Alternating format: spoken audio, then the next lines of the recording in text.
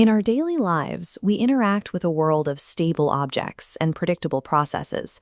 But beneath the surface of the macroscopic world lies a frantic reality, trillions of atoms moving and colliding with random energy. To study this, we define a thermodynamic system as a specific region of space. However, how we describe the matter inside that space depends entirely on the scale of our observational lens. At the human scale, we rely on the macroscopic viewpoint. This utilizes the continuum approximation, treating matter as a perfectly smooth and uninterrupted distribution. In this model, observable variables like pressure, volume, and temperature are continuous properties, assumed to be well-defined at every single physical point. The microscopic viewpoint abandons the continuum. Instead, it tracks discrete kinematics, the individual positions, velocities, and interaction potentials of every particle in the system. This creates a central tension in physics. If reality is built exclusively on discrete microscopic collisions, how do smooth macroscopic laws function so perfectly without accounting for them? It turns out that macroscopic variables are not inherent properties of matter. They are emergent illusions forged by the brute force of the law of large numbers. We can derive these properties by starting with a single gas particle in a microscopic box.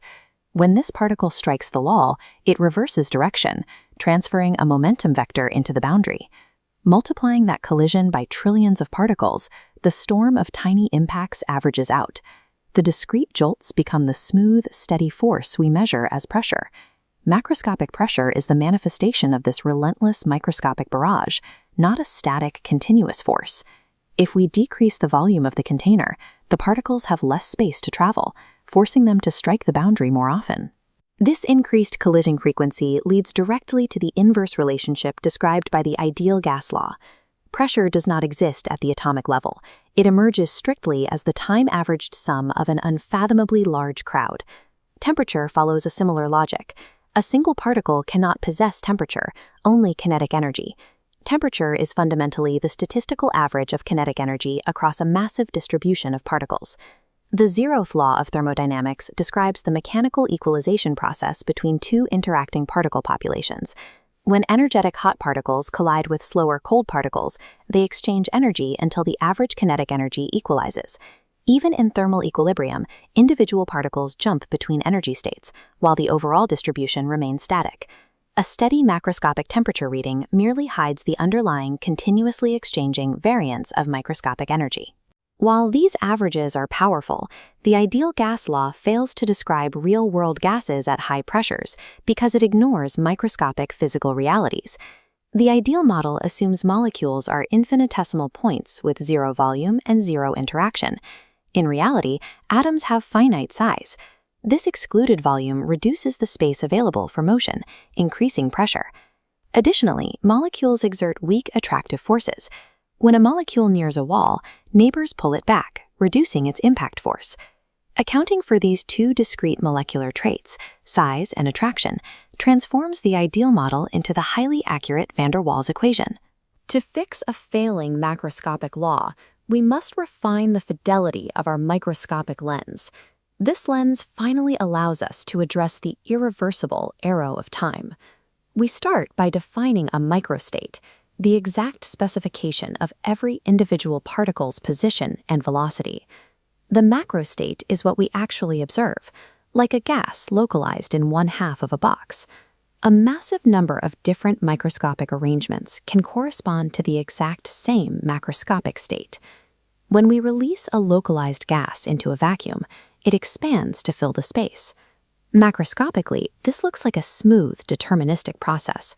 But every single collision in that expansion is governed by laws that are perfectly time-reversible. The physics don't distinguish between past and future.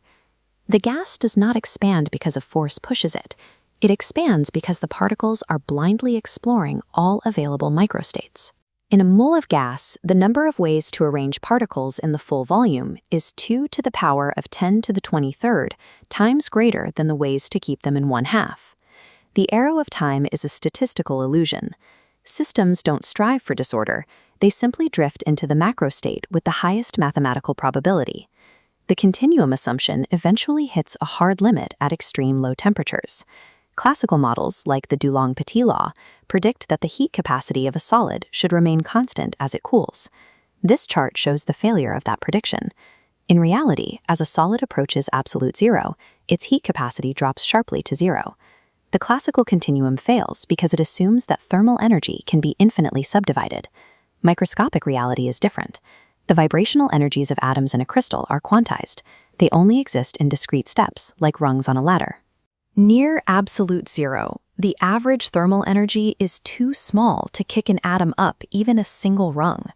These degrees of freedom freeze out, unable to absorb heat because the required quantum jump is too large. When energy scales approach these quantum limits, the macroscopic continuum becomes physically impossible to maintain. We find another limit at the spatial extreme, the nanoscale. Smooth macroscopic variables rely entirely on the law of large numbers, on averaging over a massive sample of particles. If a sensor's measuring volume contains only a few thousand atoms, the pressure reading becomes a wildly noisy, jagged signal. At this scale, statistical fluctuations overtake the signal. The pressure is the visible record of individual random impacts. This connection between statistics and reality reveals that even abstract information has a physical cost. Consider a bit defined by a single molecule in a box. If it's on the left, it's a 0. On the right, it's a 1.